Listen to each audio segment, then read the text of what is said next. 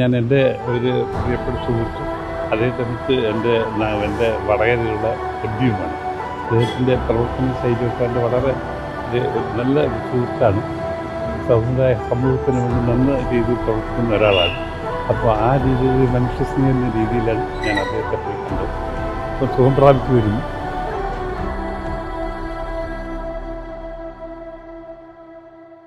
ഗഗനം നീ ഭുവനം നീ ശിശിരം നീ